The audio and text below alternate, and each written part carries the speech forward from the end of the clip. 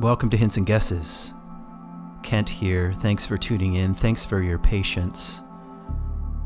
I've been guiding a lot the last couple of months, and today I leave again for Colorado, guiding with Animus and doing my own program. So I've been kind of busy, and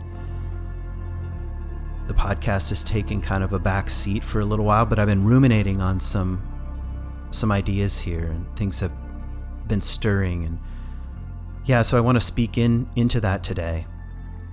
And almost like I've been caught sort of in an eddy, and a number of things are kind of swirling around here about what kind of age we find ourselves in, a kind of disorder that's afoot here, a kind of swirl of a bit of chaos and a fair amount of darkness and uncertainty. And I don't know what's coming through your phone or your computer screen or the conversations you're having at work or around the table or at the bar. There's a lot of reactivity in the air, and really a lot of low-level fear. All these fresh words appearing on the scene that have a certain kind of potency all of a sudden. You know, like B-52 bombers and uranium, enriched uranium, and underground bunkers and drones and ballistic missiles and bomb shelters and sirens and uncertainty and global threats, and a lot of threatening words going around. And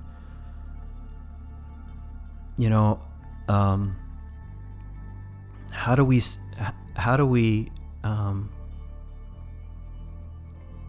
stay connected to source and to the deeper things in an age of disorder, in an age of chaos, really, and in an age of lostness? Maybe that's probably the best sort of phrase to use. It does seem like we're in an age of lostness, and you can probably feel that. I feel that at times.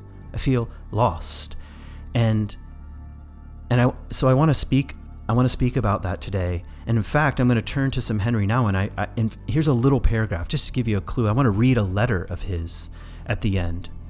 So I hope you'll hang on to till then, because I found at least this letter to be really just beautiful and meaningful, and really speaking right to the heart of the dangers and opportunities of the modern world from a deeper place, a place connected to the big story, the transcendent, the divine, the slow unfolding of a story. That's the place Henri Nouwen is coming from. And here's the little line. Dear friends, we have to know the darkness to be able to search for the light. We must first come to know our lostness if we want to find meaning, purpose, and direction in life.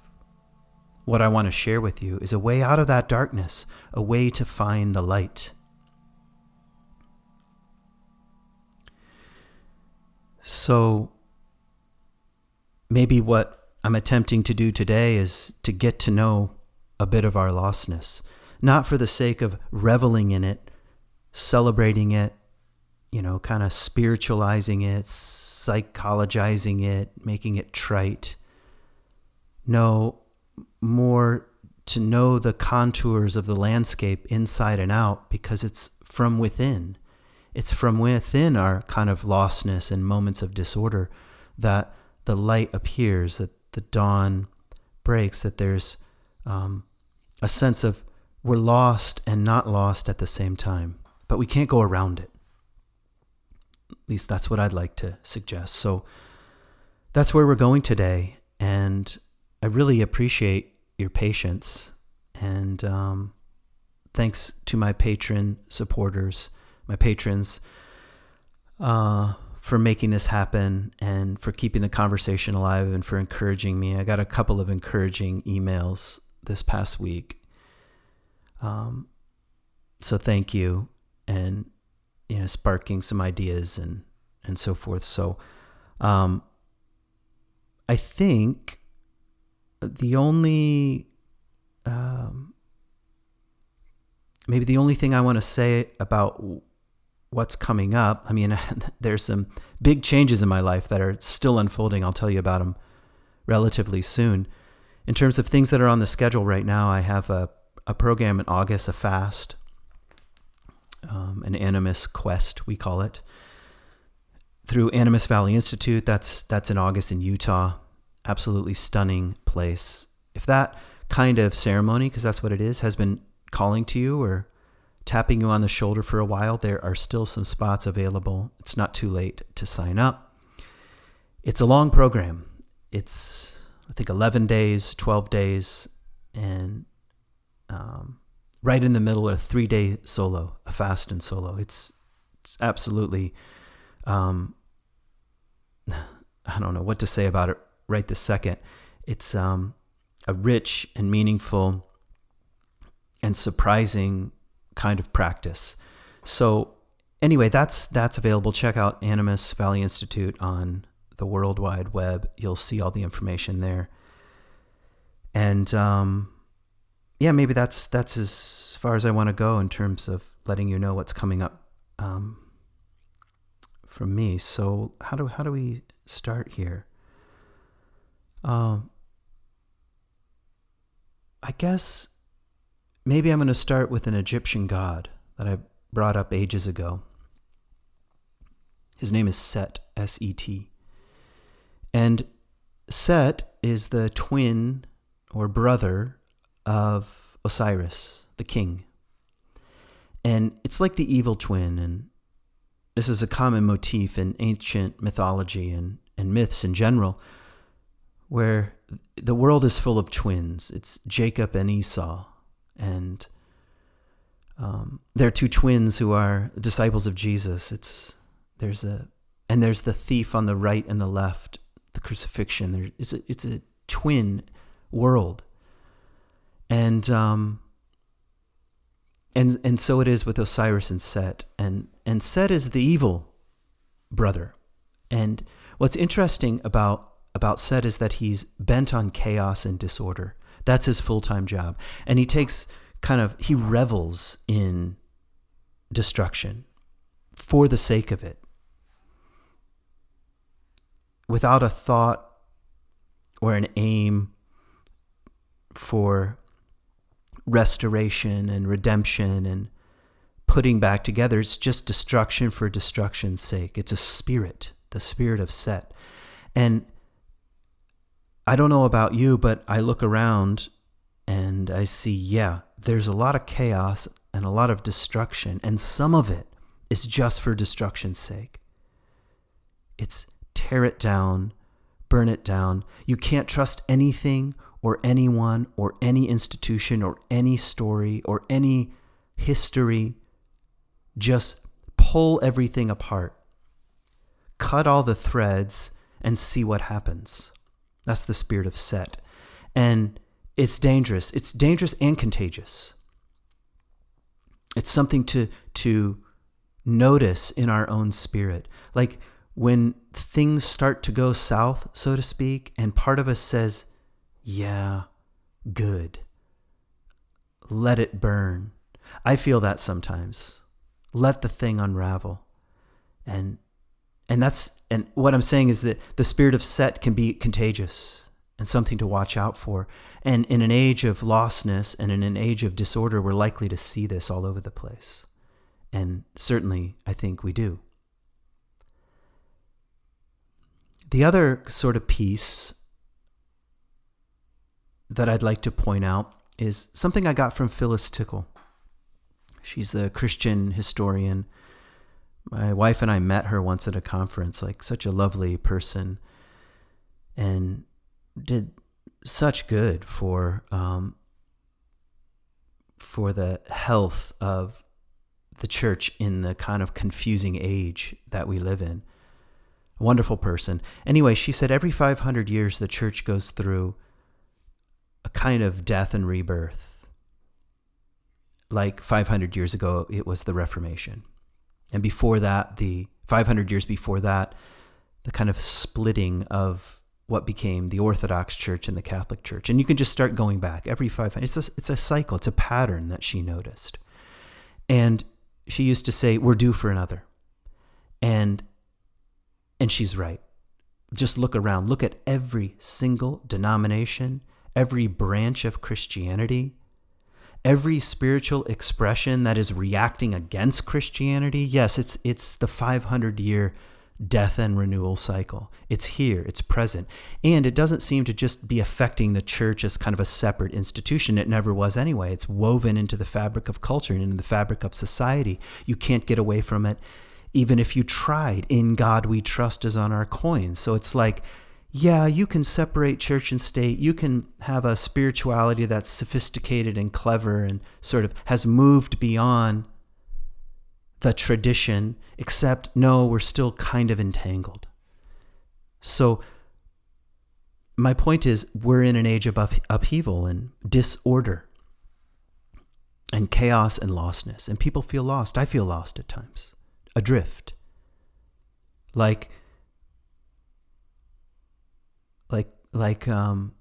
we were tied up to a mooring ball and someone snuck in at night and cut that cord.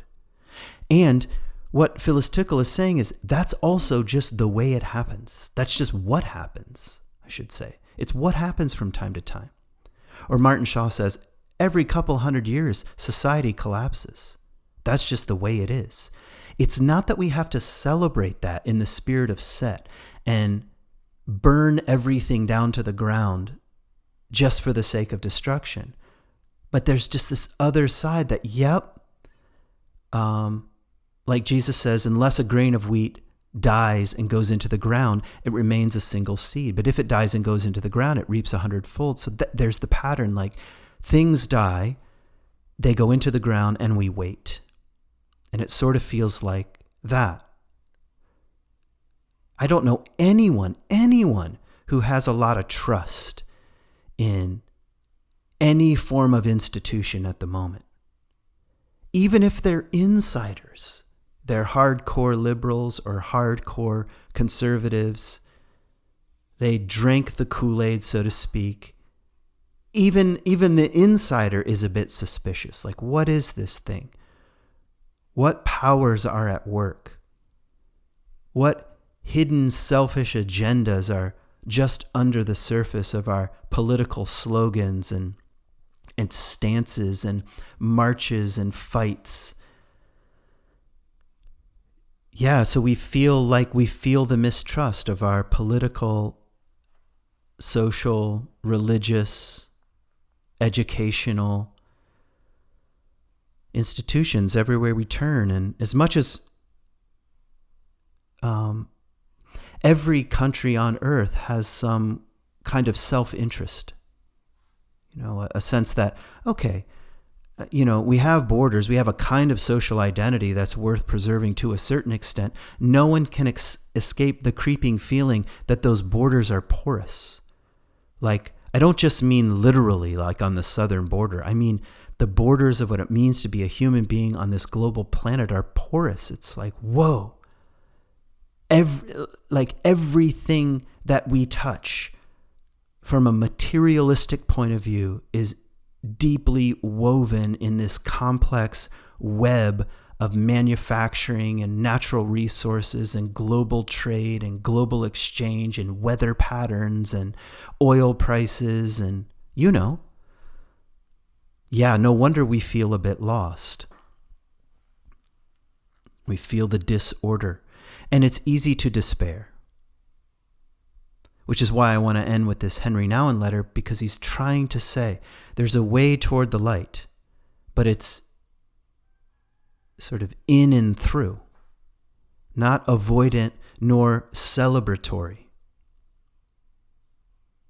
Here's another thing that's kind of been floating around in my mind that's related. Here's a line from Martin Shaw. He says, disorder is not initiation. And we sometimes confuse it as initiation. Like things fall apart, we feel like, oh, we're being initiated. He's basically saying, don't be so sure.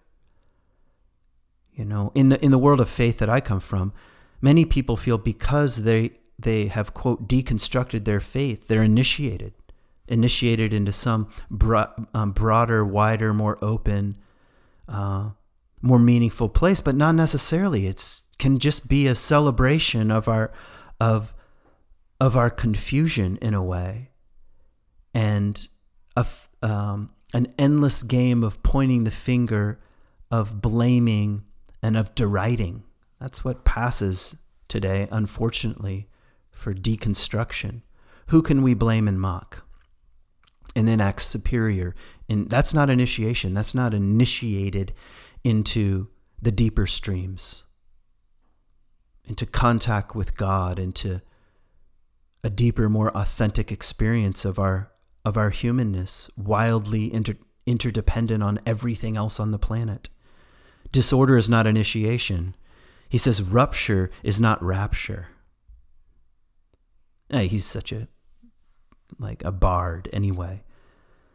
In other words, he's saying we can tend to take pride in our breakdowns and commotion. He calls it being windswept and interesting. You know the type. I'm like this. If you know the Enneagram, this is like classic 4 behavior. Taking pride in moods and breakdowns and commotions and waves of, whatever the wave is. So I think we need to be careful here. Deconstruction is not initiation. In fact, we can fall in love with our lostness in an age like this. I know this feeling in my own life. Several times in the last few years, I've felt the pull here to really fall in love with chaos and dreams and visions and imagery and symbols and affect and feeling and mood and descent. Everything has to be descent, descent, descent. Not wanting it all to return to the village, so to speak, but just to be, caught in the cauldron here.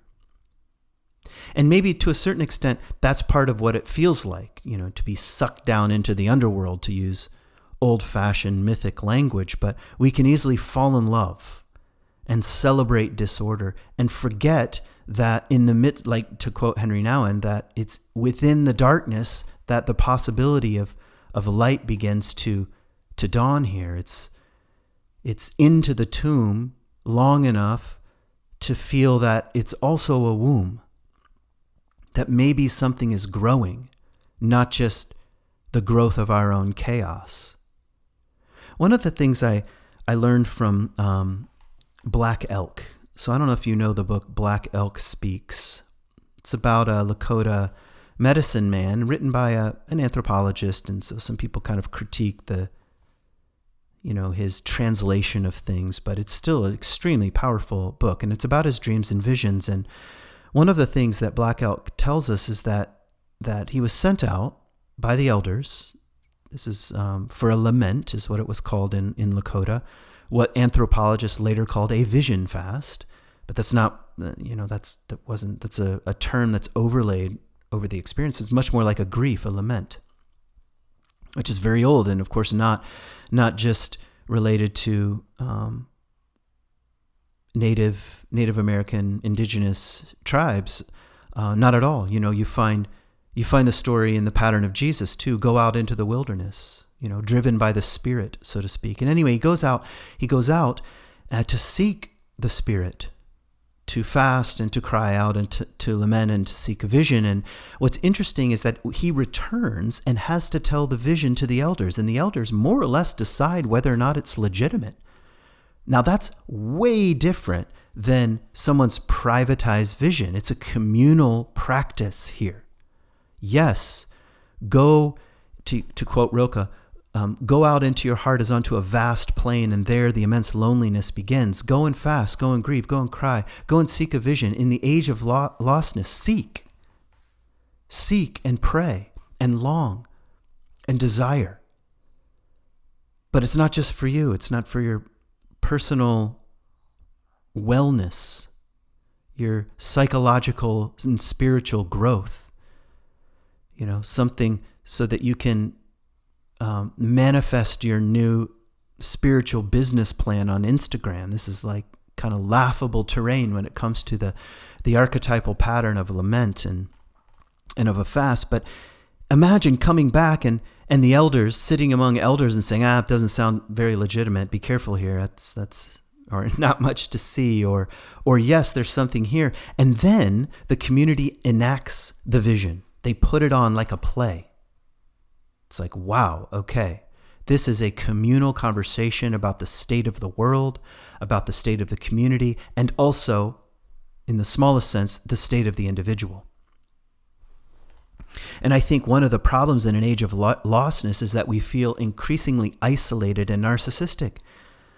My pain, my visions, my wounds, my stories, my enlightenment.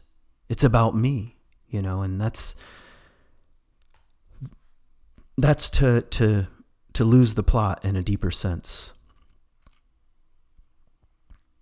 So what am I saying here? I'm saying in an age of lostness, we're likely to fall in love with our own stories. The cul-de-sac of nihilism and narcissism, as I've said before. And that's part of the age. And okay, so, okay, here's another flavor. Sort of when we begin to fall in love with disorder and lostness, sometimes we get really inflated. When I was in analysis, essentially, that's what my analyst was on about all the time. She sensed in me a real inflation here, like Icarus flying too close to the sun, like Helios's son trying to drive the sun, the chariot of the sun, across the sky, and he can't do it. He flies too high or too low and either burns up the earth or freezes the whole thing out. It's like getting ahead of ourselves and feeling inflated and special. And this is what is it? The pattern of dying at 27, like, Janis Joplin and Jimi Hendrix and Kurt Cobain. I don't know if they all died at 27, something like that, where they're like Icarus. They're flying too close to the sun. They're too inflated. Their feet are not on the ground, and the whole thing is about to burn up, and they die before they even reach Saturn's return at 28 or 29. And it's gone. Or it's the puer archetype, up and out and up and out and up and out, flying. It's Peter Pan, Don't talk to me about real relationship and sacrifice and humanness. I want imagination only. I want story. I want flight. I want Wendy on my terms in Never Never Land. That's the puer archetype, up and out, up and out, up and out. And much of contemporary Instagram spirituality is just absolutely flooded with Peter Pan. Everything is Peter Pan. And where that leads. It's a crash back to the earth eventually. It's an avoidance in a way of darkness. It's an avoidance of real light. Sometimes, I don't know if I think it's funny that still, even though everyone has a phone in their pocket pretty much, you still go to the grocery store and guess what still sells? Magazines about celebrities. I think, why? The New York Times is essentially losing money. People they don't read anymore. How are these magazines doing well? And it's because they're image-based, of course, and they capture our attention, and they're the gods of Peter Pan. They're the puer archetypes right there on the page. And the reason why we love those gossipy magazines is because they're filled with images like the god or the goddess, has fat rolls now. How awesome. I mean, there's like an internal celebration. I'm so glad my hero, is just fat and old. And their plastic surgery went sideways.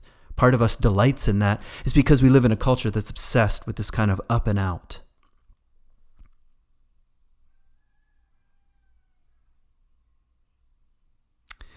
Okay, so what do I want to say now?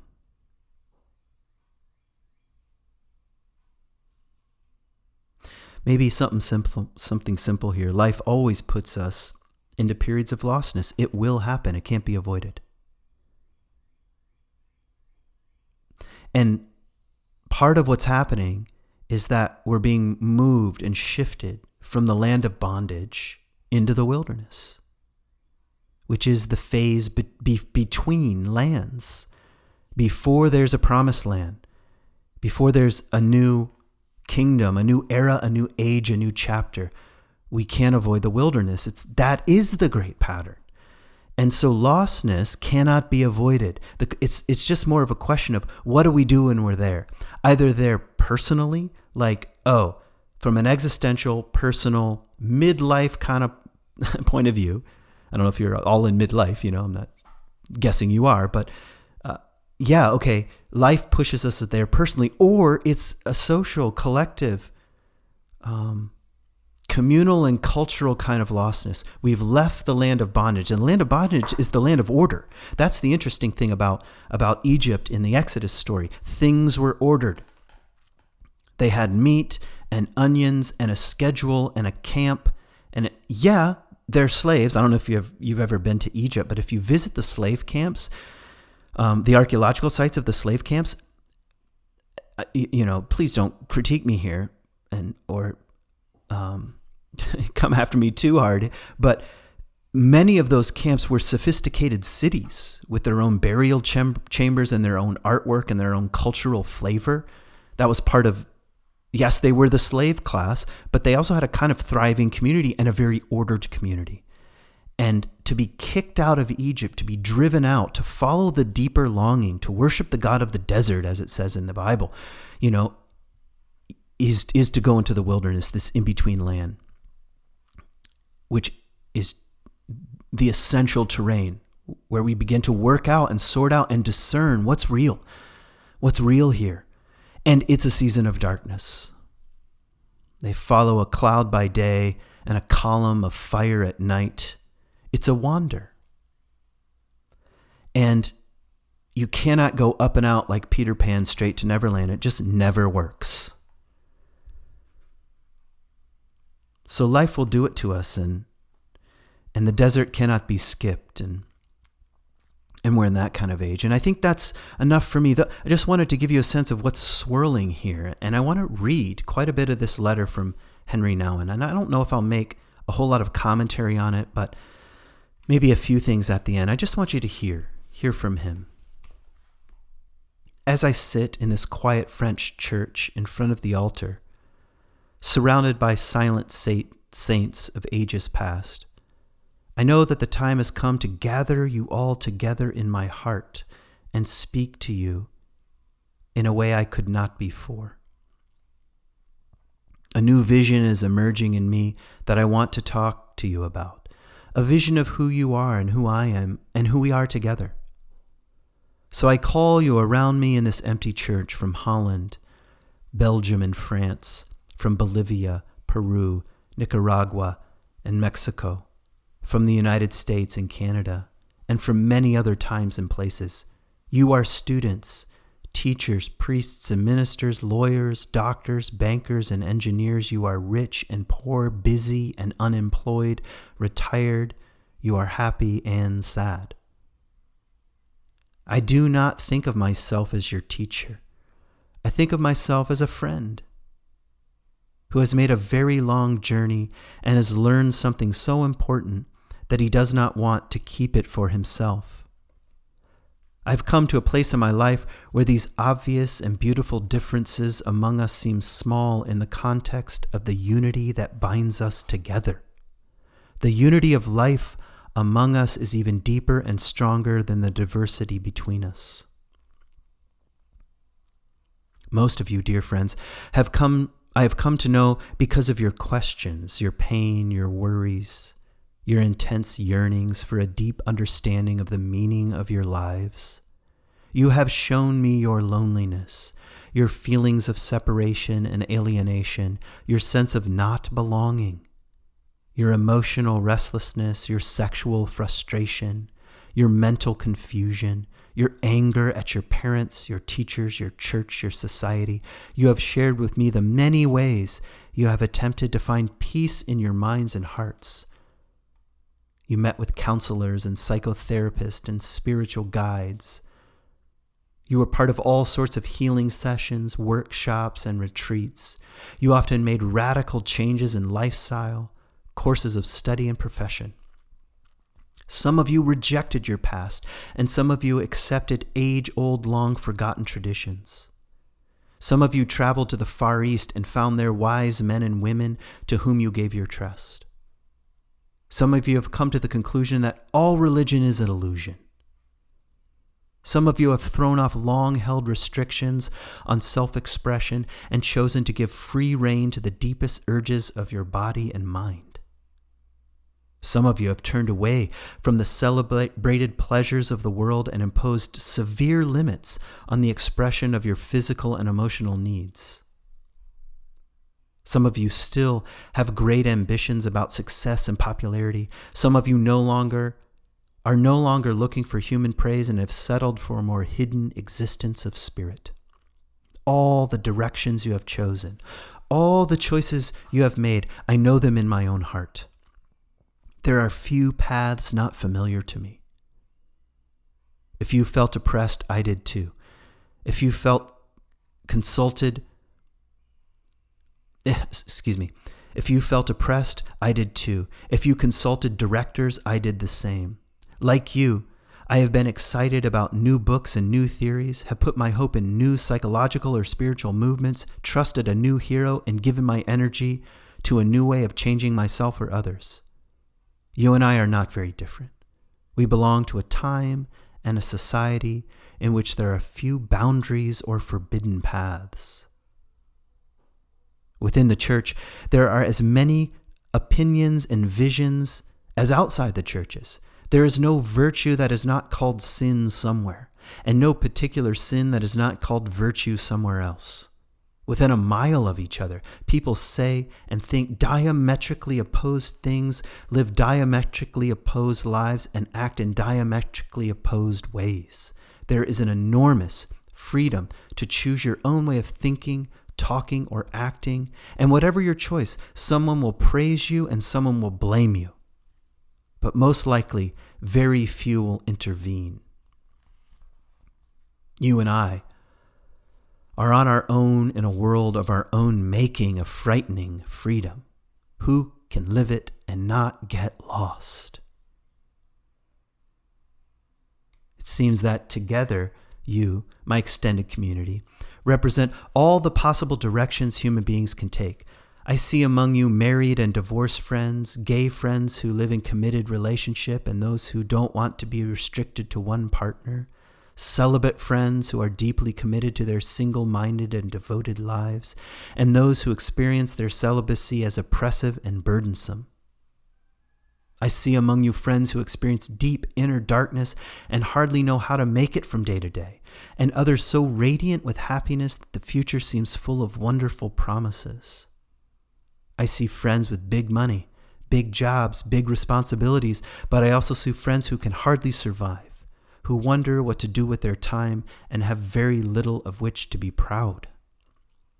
Whoever or wherever you are in your life, I see you in front of me in prayer. I feel you. I feel very close to you, not in a sentimental way, but as a man who has lived your lives interiorly and knows about the pain and joy you hold in your hearts. As I let my eyes look deeply into my own heart and yours, I am increasingly aware how lost we are. Those of us who are wealthy and successful are no less lost than those of us who are poor and experience life as a failure. Those of us who are healthy and strong are no less lost than those of us who are afraid and weak.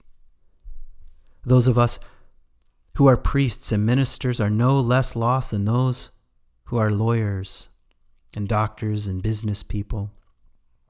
Those of us who are active in the church and society are no less lost than those of us who have resigned ourselves to passive waiting for the end of life. Those of us who are excited about new projects or full of energy to bring about changes here and there are no less lost than those who become skeptical or cynical about the possibility for a better world. Apart from the love of God in our lives, We are people lost at sea without anchors. We stand alone, without supporting walls, without a floor to walk on, without a ceiling to protect us, without a hand to guide us, without eyes that look at us with love, without a companion to show the way. Dear friends, we have to know the darkness to be able to search for the light. We first must come to know our lostness if we want to find meaning, purpose, and direction in life. What I want to share with you is a way out of the darkness, a way to find the light. The way of discernment begins with prayer. Prayer means breaking through the veil of existence and allowing yourself to be led by the vision that has become real to you. Whatever you call that vision, the unseen reality, the Nouwen, the higher power, the Spirit, the Christ. Our prayers are directed not to ourselves, but to another. One who wants to turn us around, who longs to be present, who is able to guide us. The one who prays to God pierces the darkness and senses the source of all being.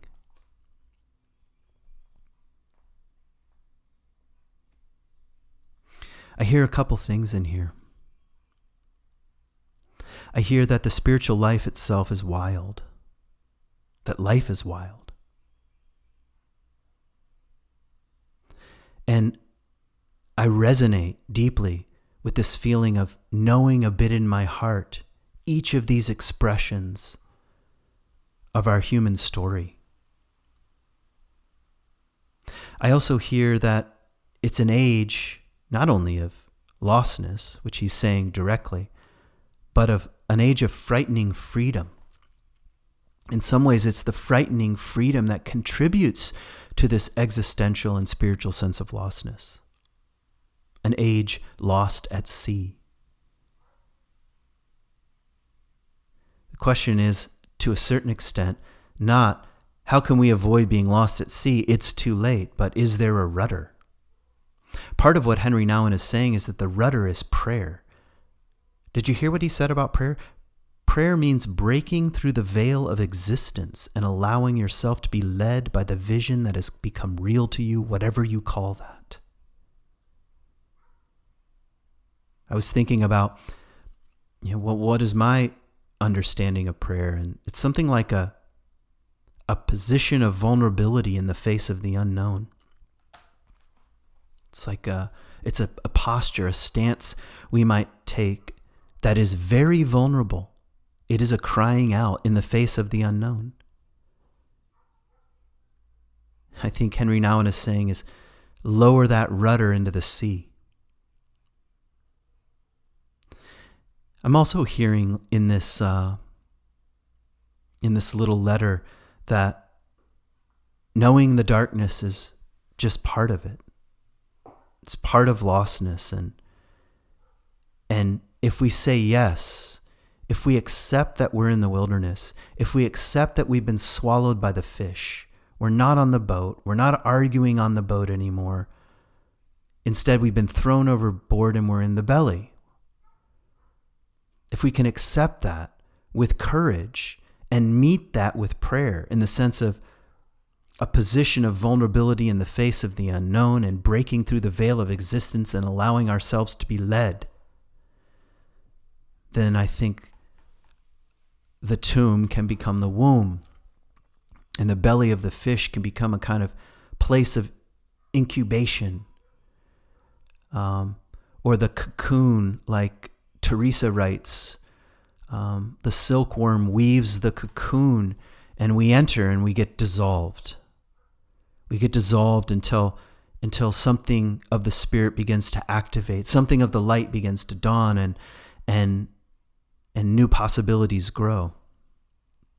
And it is the act of prayer, of crying out, of seeking another beyond the small ego. That's what Jonah does in the whale. That's the surprising thing about the story. He finally gets swallowed and then he prays. And it's like an extended poem. Of course he does. Of course he does. But he didn't have to. He didn't have to. He didn't have to reach and seek a greater source. He could have stayed inside his wounds, his story, his blaming, his running.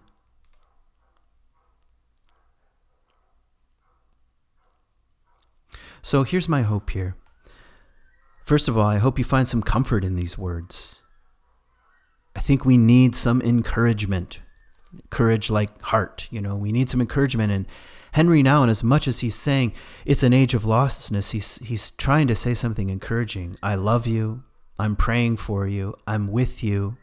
And in the midst of this darkness, light is possible. So I hope you find some comfort in these words, and that your experience is known and is human. It's known by others. And you're not that alone. You're alone and not that alone. And that despair and darkness happens to us all. And sometimes societies collapse, and sometimes institutions fail us, and sometimes there are wars and rumors of wars. And, that's a line from Revelation. And I thought of another one. It's the author says, this calls for patient endurance. This calls for patient endurance. And maybe it's that kind of age while we're in the wilderness of our lostness or in the belly of the whale. Yeah, we need a little patient endurance here. Yeah, and I guess I want to say, may you find the courage to pray. And this makes me uncomfortable to even say. I've always had an extremely uncomfortable relationship with prayer, and mostly because it was rooted in a vending machine God, plug in the right coinage and out spits the quote answer to prayer. And that's not workable for me. But I have to also be honest that part of my resistance isn't just theological, it's because it's vulnerable to say, wait a minute, maybe I'm not the center of the universe and I'm seeking, I'm lamenting, I'm crying out, I'm asking, I'm longing, I'm expressing, I'm speaking about what I want and my disappointments. That's such a vulnerable thing to do, and may you find the courage to seek in this way. Now, just as an aside, this book is a book about discernment. And one of the things he says right away that in the age of lostness is that we need discernment, because all kinds of spirits, so to speak, energies, archetypes are active. They're flying around. And it's hard to discern. It's hard to discern right from left. It's hard to discern what's healthy for us and what's not. But one of the things he says is that discernment was never meant to be done in isolation. It's both our private prayers in the mystery, in the closet alone, and how we talk with our friends and with trusted people. It's both. Just like Black Elk has to come and speak with the community. So it's like that. May you find some courage to discern the twisting, turning, and confusing spirits of our age, and in a little less isolated way. Maybe it's even time, I'm speaking personally, for me to seek discernment. And I am actually. I'm seeking discernment. What to accept, what to change, what to turn away from, what to turn toward. Those are questions that have no right to go away. I'll leave you with one image. I find myself really compelled by the very end of the Gospel of John. Jesus says to Peter, hey, when you were young, you went and did whatever you wanted. You went wherever you wanted. You were in charge of your life. But soon you will be led by a way you know not. It's like that. We march around in our ordered world until it's not, and then we're ready to be led.